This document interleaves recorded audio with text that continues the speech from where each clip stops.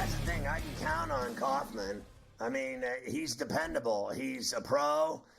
He's always been great on TV and radio. That's why I rely on him. I can always, I know if I need that juice, I can always get a hold of Kaufman. I can't stand him. I mean, I loved working with him all these years, but I can't stand him because he's from Boston. I can't stand his smug ass. I had to do a 2-hour basketball show with him 2 days in a row. I wanted to kill myself talking about the Celtics every day for 2 hours at a clip. I wanted to jump in a river. And then, they win it all, and he's going to parades, and he's sending me jerseys to my house as a joke. He's nasty like that. And now I got him breathing down my neck in the AL East with the Red Sox over the last month being the best team in baseball. I mean, what is next? No, keep going, Scotty. I'll show you. Here, you can see me. Here, look at this. You see this right here? That's confetti from the parade that you're talking about. You see that green and white, little silver? Yeah, that's boom right there. See it? You read the label, and it's from the Duck Boat Parade. Oh, so good. Yeah, that's you. Just take off the top, just like a candle. Just drink it in, Scotty. Oh, it's nice. That's the taste of glory. It's a championship. It's banner 18 right there for you. God. I'm great. You? Oh, and let me guess, you took your boys to see the parade and the whole family. Oh, of course. Yeah. No, you got to get the kids out there.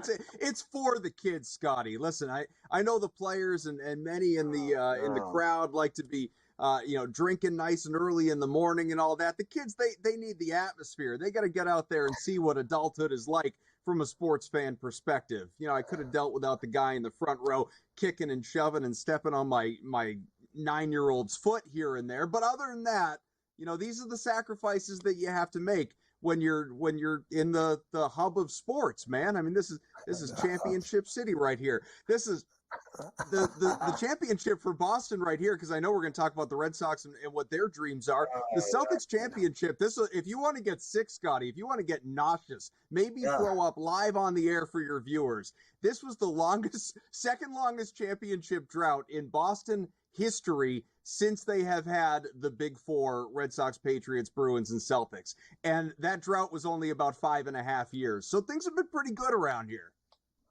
Oh my God, it's just so painful listening to this guy. I have to tell you, I thought that and I know, deservedly, you guys kicked their ass. And that you were the best team in the NBA all year. You kicked everyone's ass. But the reality is that finals was horrible. It was horrible.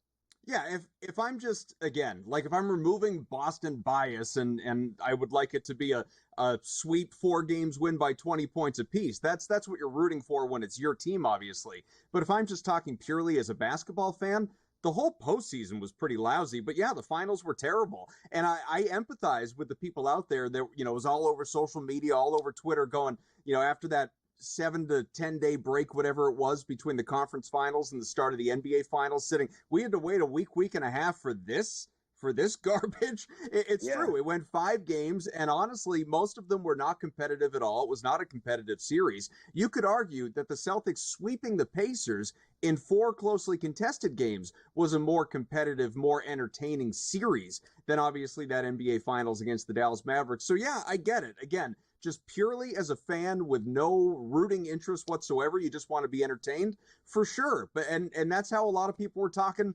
3 games into the Stanley Cup final, right? That's how I felt, because I didn't have a dog in that fight between Edmonton and Florida. I didn't really care who won. So I was looking at it going 3-0, this is terrible. Who wants to watch this? And of course, we see Edmonton make a run, take it to 7 games, and then Florida ends up finally pulling it out and getting their heads on right and finishing the job. But there were a lot of similarities between those 2 series, at least at that stage.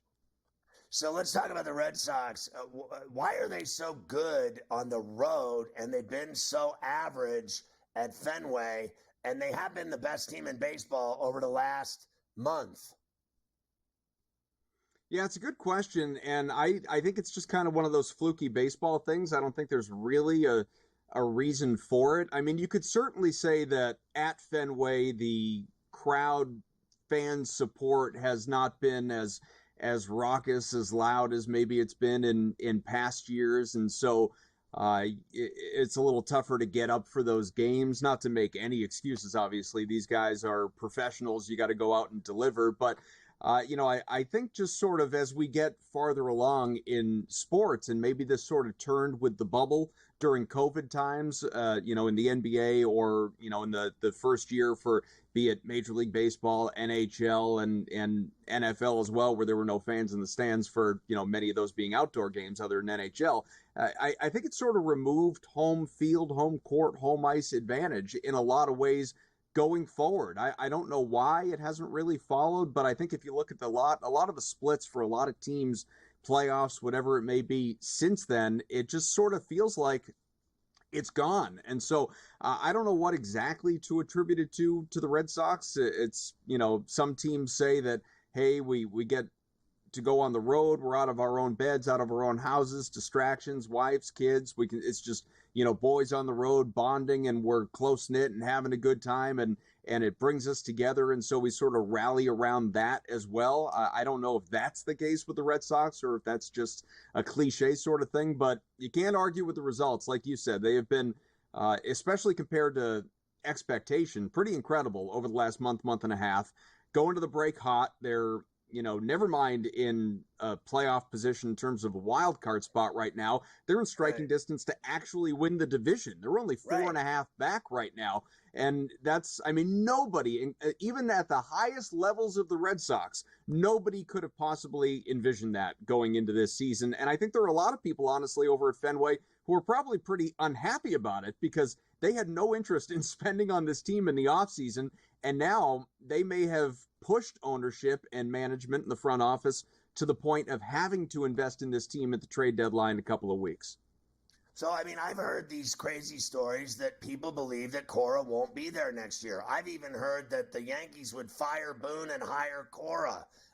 What are you hearing? Why in God's name would they get rid of this guy when they could catch the Yankees before you could spit? They could catch the Orioles before you could spit. Although they do have a brutal start, I think, out west against the Dodgers to start the second half. But what about Cora? Well, they're not going to get rid of him. Getting rid of him implies like, hey, he's about to lose his job or something like that. The fact is, he's a lame duck manager. He's in the final year of his contract. They elected not to extend him off of, what have been a couple of pretty miserable seasons. And I'm not saying those are his fault. Again, ownership is not at all invested in this team. They have made some really curious, really poor personnel moves that he has just kind of had to deal with. Hell, he's been kind of sniping at the front office here and there, saying that, if you'd help us, if you'd invest a little bit, then imagine how good we could be, to sort of paraphrase a lot of the messages that he's been floating through the media. And so I think he's kind of at odds a little bit with upper management, knowing that he has not been given the best product to win with. So I think he's a little agitated, but also they have not put a new deal in front of him to sign him up long term. So he's here through the end of the year. He's not about to lose his job, but it doesn't sound like his contract is going to be extended or renewed. And so maybe that does open up an opportunity in the Bronx. He has proven he is an excellent, excellent manager, and he's going to have the pick of his job, provided that he wants to continue managing elsewhere. Well, that is crazy. If they win the East, or if they get to the postseason in that wild card, they're in the third wild card right now. They got Kansas City 2 back, Astros 3.5 back. If any of those things happen and they don't give him a new deal, that is absurdity at the highest level. Go smell your confetti candle and hang out with your kids and enjoy your 18th banner. I hate you. Always good to see you, Adam. I love you, brother.